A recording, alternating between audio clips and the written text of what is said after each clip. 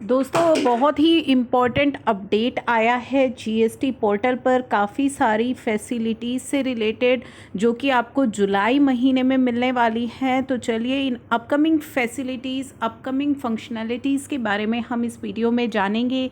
लेकिन उससे पहले अगर अभी तक आपने चैनल को सब्सक्राइब नहीं किया है तो जल्दी से चैनल सब्सक्राइब कर लीजिए, बेल आइकन को प्रेस कर लीजिए ताकि कोई भी इम्पॉर्टेंट अपडेट अपलोड हो उसकी नोटिफिकेशन आपको सबसे पहले मिल जाए। तो upcoming facility to be deployed on GST portal for taxpayer in the month of July। ठीक है, वन बाय वन हम इन फैसिलिटीज़ फंक्शनैलिटीज़ के बारे में जानेंगे। तो चलिए पहली बात कर रहा है रजिस्ट्रेशन से related. Timeline for filing of application for revocation of cancellation of registration in GST REG 21। तो रिवोकेशन एप्लीकेशन फाइल करने की जो टाइमलाइन है उससे रिलेटेड जो फंक्शनैलिटी है वो रिलीज़ और to be released for tax payer को क्या फंक्शनैलिटी के बारे में डिस्कशन कर रहा है। इन view of spread of pandemic covid across many parts of India. ठीक है, तो कोविड-19 पेंडेमिक के स्प्रेड को ध्यान में रखते हुए एक नोटिफिकेशन नंबर 14 निकाली गई थी 1 मई को। उस नोटिफिकेशन को हम रीड करेंगे नोटिफिकेशन नंबर 24 के साथ जो 1 जून को इशू की गई थी। तो दोनों ही नोटिफिकेशंस को जब हम रीड करेंगे तो government has extended the date of filing of various application falling during the period from 15th April to 29th July till 30th July 29 June till 30th जून। ठीक है, तो गवर्नमेंट ने एप्लीकेशन फ़ाइल करने की जो टाइमलाइन है, जो आपको एप्लीकेशन फ़ाइल करनी थी 15 जुलाई से 29 जून के बीच जो ड्यू डेट्स पड़ रही थी उस एप्लीकेशन की, उन सभी को एक्सटेंड किया था 30 जून तक। ठीक है, in addition to this the timeline for filing of application for revocation of cancellation of registration which were due on 15 April has also been extended till 30th June on the GST portal। तो जिसकी timeline, जो revocation application की timeline 15 अप्रैल को due हो रही थी वो भी 30 जून तक एक्सटेंड की गई। Accordingly, these extensions have now ceased to be effective with effect from 1st July। और ये जो extensions जो आपको 30 जून तक दी गई थी 1 जुलाई से ये इफ़ेक्टिव नहीं है। And the timeline for filing the application for revocation of cancellation is now change to 90 days. अब जो टाइमलाइन है रिवोकेशन एप्लीकेशन फाइल करने की वो अब 90 दिन हो गई है। ठीक है, जैसा कि पहले भी थी।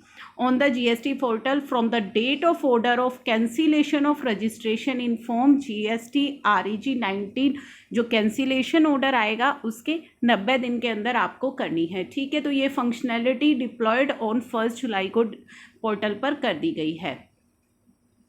नेक्स्ट इन्होंने बात करी है रिटर्न से related. Information regarding late fee payable provided in form GSTR 10। ठीक है, tax payer whose registration is cancel, जिनका रजिस्ट्रेशन कैंसल हो चुका है at the time of filing of last return in form GSTR 10, तो जब वो अपनी GSTR 10 फाइल करेंगे will now be provided with the details of late fee payable by them. उस GSTR 10 में अब डिटेल्स होंगी जो उनको लेट फी पे करनी है।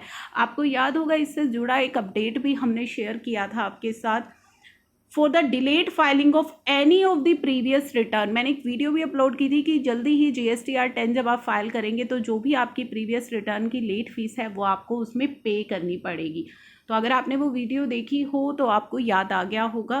टैक्स पेयर जिनका रजिस्ट्रेशन कैंसिल हुआ है at the time of filing, जब वो अपनी GSTR 10 फाइल करेंगे will now be provided with details of late fee payable by them for delayed filing of any of the previous return पर जो भी उनकी टेबल है, रिटर्न पर जो उनकी लेट फीस है या कोई लेट उन्होंने स्टेटमेंट फाइल करी है in a table for their assistance in filing of the said return by them. The information can be viewed by clicking on a hyperlink provided under the column late fee. Column पर एक hyper link आपको provide किया जाएगा, वहाँ से आपको पूरी information मिल जाएगी। ठीक है, जो ऑनलाइन जब आप GSTR 10 की फाइलिंग करोगे तो कोई भी अगर आपकी प्रीवियस पेंडिंग लेट फीस है वो आपको GSTR 10 में आपको लग जाएगी, दिखाई देगी, आपको बताया जाएगा।